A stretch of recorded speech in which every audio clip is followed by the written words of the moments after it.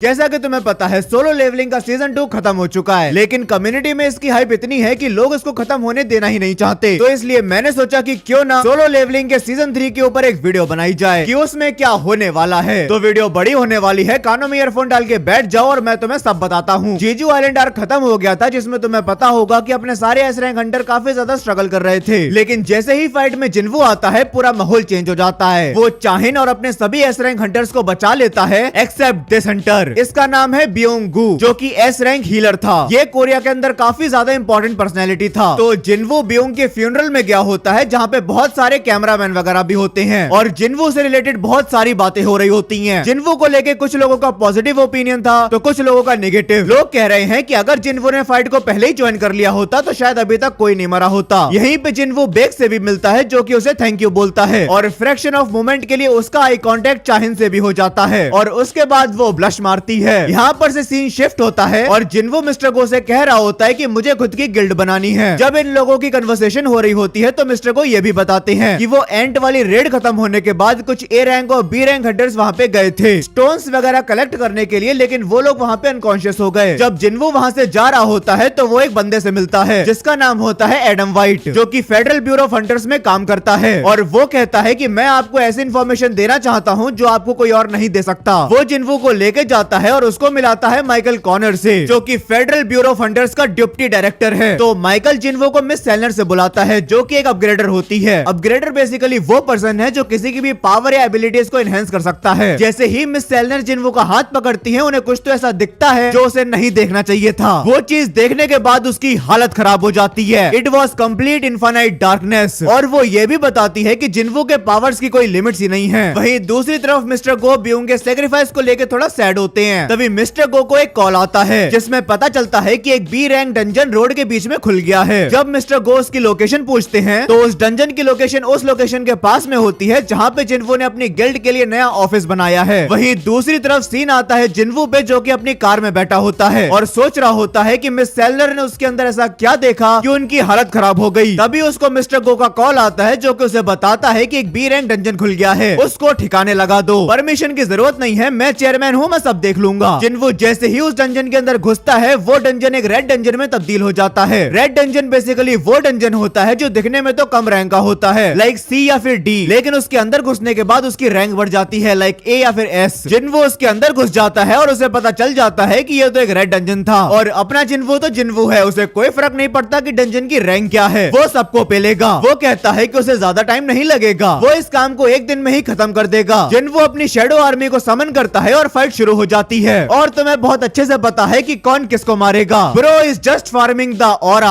और जिन्वू की पूरी आर्मी घुटनों पे बैठ के उसको रिस्पेक्ट दे रही होती है। अब सीन शिफ्ट होता है डीमन कासल में, जहाँ पे दो लोग बात कर रहे होते हैं फ्रेगमेंट ऑफ ब्रिलियंट लाइट के बारे में। अब ये क्या है मुझे भी नहीं पता। उन दोनों में से ये होता है मोनार्क ऑफ फ्रॉस्ट। वो लोग कोरिया से रिलेटेड कुछ बात कर रहे होते हैं और उनको इंटरप्ट करता है ये बंदा। ये दोनों वहाँ से जाने लगते हैं, लेकिन ये बंदा उनको रोकने की कोशिश करता है। अब सीन दोबारा शिफ्ट होता है जिन्वू पे, जो कि उस डंजन के फाइनल बॉस को हरा रहा होता है एंड लिटरली ब्रो उसको कुछ करने की जरूरत ही नहीं है, उसकी शैडो आर्मी सब काम कर देगी। तुम इसे देखो, इग्रेस एंड बीरू are just killing everyone. Well final boss हार जाता है और जिन्वू उससे कुछ सवाल पूछने की कोशिश करता है, लेकिन बीच में सिस्टम इंटरफेयर कर देता है और उसको कुछ भी पता नहीं चलता है। ये डंजन कंप्लीट करने के बाद उसको एक चाबी मिलती है, जो कि कार्टनन टेम्पल की चाबी होती है। अगर तुम भूल गई ये कार्टनन टेम्पल क्या है, तो मेरे भाई ये वही जगह है जहाँ से इन सब चीजों की शुरुआत हुई थी। वो जगह जहाँ पे जिन्वू को ये बंदा मिला था और अब सिस्टम जिन्वू को उस जगह पे वापस बुला रहा है। जिन्वू कहता है कि अगर शुरुआत से यही प्लान था और वो मेरे लौटने का इंतजार कर रहा है तो फिर मैं आ रहा हूँ। और हमें यहाँ पे दिखती है उसकी इविल आइकॉनिक स्माइल। अब सीन शिफ्ट होता है और जिन्वू अपने ऑफिस में आता है। वहाँ पर वो जिन्हो से मिलता है और जिन्हो उसे बताता है कि अगर हमें अपनी गिल्ड को स्टार्ट करना है तो हमें 3 फाउंडिंग मेंबर्स की जरूरत पड़ेगी। पहला है अपना जिन्वू, दूसरा है जिन्हो और तीसरा बंदा अभी तक मिला नहीं है। वहीं हम लोग देखते हैं कि कोई दरवाजे को नॉक करता है और जिन्हो जाके देखता है कि कौन है और हम देखते हैं कि जिन्वू से मिलने चाहिन आ चुकी है। वो कहती है कि मैं तुम्हारी गिल्ड में ज्वाइन होना चाहती हूँ। वेल यहाँ पे चाहिन जिन्वू से बात करते करते स्माइल कर रही होती है। जिन्वू उससे कहता है कि हमारे पास पैसे भी नहीं है तुम्हें देने के लिए और अगर तुम हमें ज्वाइन करोगे तो उससे तुम्हें कोई बेनिफिट नहीं होने वाला। तो ये सुनने के बाद छोटा सा फ्लैशबैक आता है जब चाहिन को बीरो ने मार दिया था और उसको जिन्वू ने बचाया था और जब ये बात मिस्टर गो ने चाहिन को बताई तब वो ब्लश कर रही थी। That means she is in love with our boy. अब फ्लैशबैक खत्म होता है और ये जिन्वो के सामने खुद को कंट्रोल नहीं कर पा रही है, बेचारी ब्लश करते जा रही है। जिन्वो कहता है कि अगर तुम्हें मेरी गिल्ड में ज्वाइन करना है तो उसके लिए तुम्हें एक टेस्ट देना पड़ेगा, तुम्हें मेरे स्ट्रॉन्गेस्ट शैडो सोल्जर को हराना पड़ेगा। तो जिन्वो चाहिन को होल्ड करता है और उसको टेलीपोर्ट करके उस जगह पे ले जाता है। जिन्वो इग्रेस को समन करता है और फाइट स्टार्ट होती है। इग्रेस लड़ने के पूरे मूड में है, लेकिन चाहिन भी एस रैंक हंटर है, वो इग्रेस को हरा देती है और कहती है कि ये तुम्हारा स्ट्रॉन्गेस्ट नहीं था तो उसको समन करो जो तुम्हारे पास स्ट्रॉन्गेस्ट है। तो फाइनली वो बीरू को समन करता है और कहता है कि चाहिन को हराओ बिना उसे हर्ट किए। फाइट स्टार्ट होती है और इन दोनों की फाइट गजब होती है। भाई जब ये एनिमेट होगी ना तो देखने में मजा आएगा। चाहिन अपना स्वॉर्ड डांस करती है और बीरू उसको खत्म करने जा रहा होता है, बट जिन्वो उसको रोक लेता है और यहाँ पर चाहिन हार जाती है। जिन्वो फिर से पूछता है कि खुद को इतना पुश क्यों कर रही हो, क्या तुम मुझ में इंटरेस्टेड हो? चाहिन कहती है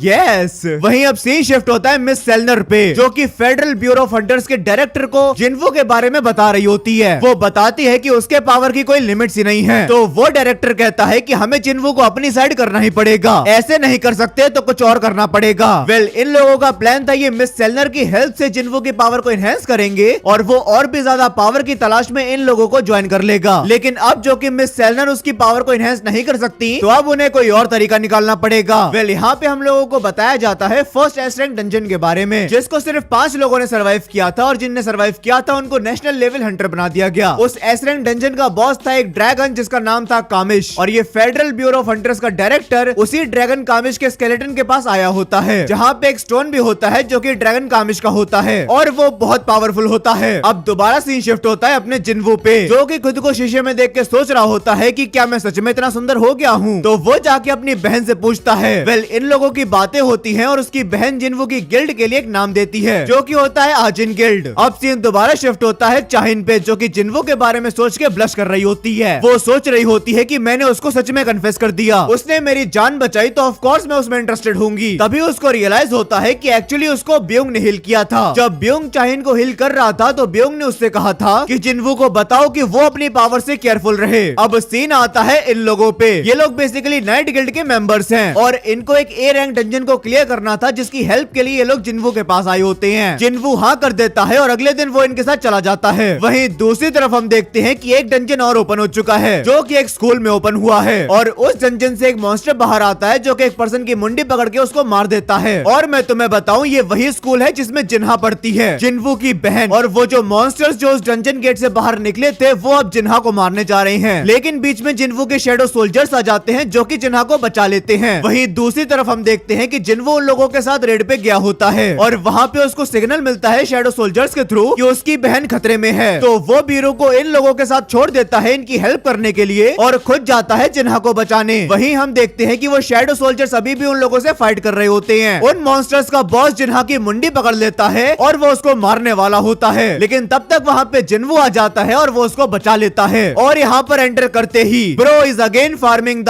aura, literally he don't even care के सामने कौन है, वो सबको मारेगा। Just look at this panel. वहीं दूसरी तरफ हम लोग देखते हैं कि बीरू भी उस डंजन के बॉस को खत्म कर देता है। वेल अब इन सब चीजों के बाद जिन्वो मिस्टर गो से मिलता है और वो जिन्वो को बताते हैं कि अलग अलग कंट्री उससे कांटेक्ट करने का ट्राई कर रही हैं। वो तुमको अपनी साइड करना चाहती हैं, लेकिन अगर तुम उनकी साइड चले जाते हो तो ये हमारे लिए बहुत बड़ा लॉस होगा। तो हम भी तुम्हें अपनी साइड रखने के लिए कोई भी एफर्ट्स कर सकते हैं। तो मिस्टर को जिन्वो से पूछते हैं कि बताओ तुम्हें क्या चाहिए। तो जिन्वो कहता है कि हाई रैंक डंजन में अकेले जाने की परमिशन चाहिए। तो उसका रिप्लाई देते हुए मिस्टर गो कहता है कि ये मुश्किल है लेकिन इम्पॉसिबल नहीं। वेल अब सीन आता है जिन्हो पे, जो कि अपने कजन से कांटेक्ट करता है आजिन गिल्ड को ज्वाइन करने के लिए। अब मैं तुम्हें बता दूं कि जिन्हो ने चाहिन को अपनी गिल्ड में इंक्लूड इसलिए नहीं किया क्योंकि वो एक बहुत बेहतरीन फाइटर है और वो अपनी गिल्ड में एक ऐसा बंदा चाहता है जिसको फाइटिंग में ज्यादा इंटरेस्ट ना हो, क्योंकि वो मोस्टली अकेले ही फाइट करता है। तो अब जिन्हो की कजन को अपनी गिल्ड में इंक्लूड कर लेता है। तो जिन्हो की कजन जिन्हो से कहती है कि क्या हम लोग एक सेल्फी ले सकते हैं। अब वो सेल्फी लेती है और उसको सोशल मीडिया पे डाल देती है और उसको चाहिन देख लेती है और वो बेचारी जेलस फील कर रही होती है। वहीं दूसरी तरफ हम लोग देखते हैं कि मिस्टर को हायर अथॉरिटी से बात कर रहा होता है कि वो जिन्हो को अकेले जाने की परमिशन दे दें। तो मिस्टर को एक बंदे को जिन्हो के साथ भेजता है ये चेक करने के लिए कि जिन्हो को अकेले भेजना सही डिसीजन है या फिर नहीं। ये लोग डंजन के अंदर जाते हैं और जिन्हो अपनी शैडो आर्मी को बाहर निकालता है। बीरू और इग्रेस दोनों मिलकर तबाही मचा रहे होते हैं। तुम इग्रेस का ये सीन देखो, क्या ही प्यारा सीन है, कितने कितने परफेक्ट स्लैशेस हैं। वेल जब फाइनल बॉस आता है तो उसको तो अपना जिन्वो ही पेलता है और वो लिटरली एक स्लैश में खत्म कर देता है। अब हम देखते हैं कि जापान में एक एस रैंक डंजन ओपन हो चुका है और जापान उसको अकेले क्लियर नहीं कर सकता क्योंकि उनके सारे एस रैंक हंटर्स जीजू आइलैंड आर्क में मारे गए थे और उनके पास बहुत कम ही एस रैंक हंटर बचे हैं। तो वो लोग सोचते हैं कि वो किसी नेशनल लेवल हंटर को हायर कर लेंगे, लेकिन ये कोई आसान काम नहीं है, उनको हायर करने के लिए पैसा बहुत लगेगा। वेल अब सीन शिफ्ट होता है जिन्वो पे, जो कि अपनी कार से अपने ऑफिस जा रहा होता है और पार्किंग में उसको चाहिन दिख जाती है और चाहिन उससे मिलते ही एवरेज महिलाओं वाली हरकत करती है कि उस फोटो में वो लड़की कौन थी, तुम्हारे साथ क्या कर रही थी, क्या वो मुझसे बेहतर है और क्या तुम लोग डेट कर रहे हो। बेचारी बहुत परेशान हो चुकी है। वेल इन चीजों को साइड करो और चाहिन उससे सीरियस बात करती है। वो उसे बताती है कि ब्योंग ने उससे कहा था कि वो जिन्वो को बता दे कि उसे अपनी पावर्स के साथ केयरफुल रहना पड़ेगा। तो जिन्वो यही सोच रहा होता है कि उसे अपनी पावर का सोर्स ढूंढना पड़ेगा। वेल अब ये लोग किसी और डंजन की रेड में आए होते हैं और जिन्वो वहाँ पे बैठे बैठे सोच रहा होता है कि चलो देखते हैं कि सब लोग क्या कर रहे हैं और वो सेफ भी है कि नहीं। तो सबसे पहले वो अपने शैडो सोल्जर के थ्रू अपनी बहन को देखता है जो कि सो रही होती है। उसके बाद वो हंटर एसोसिएशन वालों को देखता है जो कि सेफ होते हैं और वो हंस रहे होते हैं। अब उसके बाद वो चाहिन को देखता है जो कि सेफ होती है और वो नहा रही होती है, जिसको देखने के बाद जिन्वो ब्लश करने लगता है। वो सोचता है कि वो उसको सॉरी बोल देगा और बाद में डिनर पे ले जाएगा। वेल अब जिन्वो सोच रहा होता है उस टेंपल के बारे में जहाँ पे सिस्टम उसको बुला रहा है। अब सीन शिफ्ट होता है जापान के एक हंटर के पास जो कि एक और एस रैंक हंटर के पास गए होते हैं हेल्प लेने के लिए और वो इनसे बहुत पैसे चार्ज करता है, 10 मिलियन पर डे। उस बंदे का नाम होता है यूरी ऑर्लोफ। वेल इनको साइड करो। अब मैं तुम्हें बता दूं कि वो आर्क आने वाली है जिसमें तुम्हें बहुत मजा आएगा। तो हुआ कुछ ऐसा कि जिन्वो को उस टेंपल की लोकेशन रिवील हो जाती है जहाँ पे सिस्टम उसको बुला रहा होता है। वो एक सी रैंक डंजन था जिसको क्लियर करने के लिए ऑलरेडी कुछ लोग जा चुके थे, लेकिन जिन्वो वहाँ पे आ जाता है और वो बताता है कि ये एक डबल डंजन है और जो भी लोग अंदर गए हैं उनको बाहर निकालना पड़ेगा, ये उनके लिए खतरा है। वो सभी को अलर्ट कर देता है और खुद अंदर जाता है। जैसे ही वो डंजन के अंदर जाता है वहाँ पे वो लोग खड़े होते हैं। जिन्वो उनसे कहता है कि तुम लोग बाहर जाओ, ये तुम्हारे लिए खतरा है। जिन्वो उसमें चाबी लगाता है और डबल डंजन का दरवाजा खोलता है, लेकिन वो हंटर्स कहते हैं कि भले ही आप एस रैंक हंटर हो लेकिन आप हमें ऑर्डर नहीं कर सकते। तो जिन्वो कहता है कि ठीक है जाओ अंदर। जैसे ही वो अंदर घुसता है उसके ऊपर अटैक हो जाता है। तो जिन्वो कहता है कि बेटा मान जाओ और बाहर जाओ और हंटर एसोसिएशन को बता दो कि डबल डंजन खुल चुका है। अब ये कह के वो दरवाजे के अंदर चला जाता है और वो दरवाजा बंद हो जाता है। उसके अंदर का सीन दिखाया जाता है जहाँ पे ये स्टैचू मिलता है। याद आ रहा है ना तुम्हें वो सीन जहाँ से इन सब चीजों की शुरुआत हुई थी और अब जिन्वो उसी जगह पे वापस आ चुका है एंड फाइनली उसकी आइकॉनिक स्माइल दोबारा देखने को मिलती है।